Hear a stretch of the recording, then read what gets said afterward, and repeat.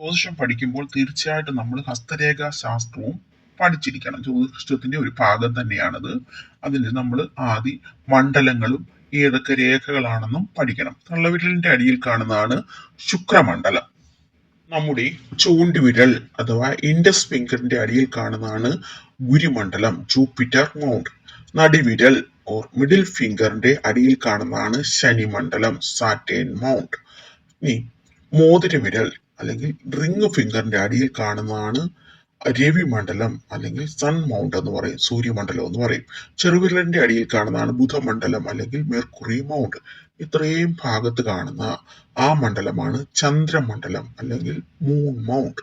ചന്ദ്രമണ്ഡലത്തിനും ബുധമണ്ഡലത്തിനും ഇടയിൽ കാണുന്ന ആ സ്ഥലമാണ് കുജമണ്ഡലം. ഇവിടെ ഇങ്ങോട്ട് ഇവിടെ ഈ ശുക്രമണ്ഡലത്തിനും ഗുരുമണ്ഡലത്തിനും ഇടയിൽ കാണുന്നതും കുജമണ്ഡലം എന്ന് പറയും. ചിലർ അതിനെ പോസിറ്റീവ് കുജമണ്ഡലം എന്ന് പറയും, ചിലർ അതിനെ നെഗറ്റീവ് കുജമണ്ഡലം എന്ന് പറയും. എങ്ങനെയായാലും കുജമണ്ഡലമാണ് നമ്മൾ അപ്പർ കുജ മാർസ് മൗണ്ട് എന്നും ലോവർ മാർസ് മൗണ്ട് എന്നുമാണ് പറയുന്നത്. ആ നടുക്ക് കാണുന്നത് പ്ലെയിൻ ഓഫ് മാർസ് എന്ന് പറയും. പിന്നെ അതിന്റെ താഴെ കാണുന്ന ആ സ്ഥലമില്ലേ, കുറച്ച് സ്ഥലം, അതിന് പറയുന്നത് നമ്മൾ രാഹുമണ്ഡലം എന്നാണ്. പിന്നെ ഈ അതിന്റെ അടിയിൽ കാണുന്നതിന് നമ്മൾ പറയുന്നതാണ് കേതുമണ്ഡലം എന്ന്. ഇതിലെല്ലാം അഭിപ്രായ വ്യത്യാസങ്ങളുണ്ട്, രാഹുമണ്ഡലങ്ങളിലും കേതുമണ്ഡലങ്ങളിലും. നമ്മുടെ ഒരു അനുഭവം വെച്ചാണ് നമ്മൾ പറയുന്നത്.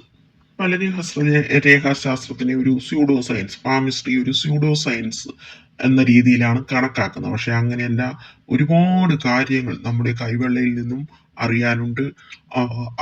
നല്ലതുപോലെ പഠിക്കുകയാണെങ്കിൽ നമുക്ക് നമ്മുടെ തന്നെ ജീവിതത്തിൽ വരുന്ന മാറ്റങ്ങൾ മനസ്സിലാക്കാൻ പറ്റും. പ്രധാന രേഖകൾ പഠിക്കുന്നതിന് മുമ്പ് നമ്മൾ മണ്ഡലങ്ങൾ പഠിച്ചു എന്നേ ഉള്ളൂ. ഒരാളുടെ ഫിംഗർ പ്രിന്റ് വേറൊരാളുടെ നിന്ന് തികച്ചും വ്യത്യാസമായിരിക്കും, ഇരട്ടകളിൽ പോലും വ്യത്യാസമായിരിക്കും. അപ്പോൾ പിന്നെ കൈരേഖയുടെ കാര്യം പറയേണ്ടതില്ലല്ലോ. അങ്ങനെ ചിന്തിച്ചാൽ മതി. ഇതൊരു ശാസ്ത്രമാണ്. ജ്യോതിഷം പഠിക്കുന്നതിനോടൊപ്പം ഇതും പഠിക്കണം.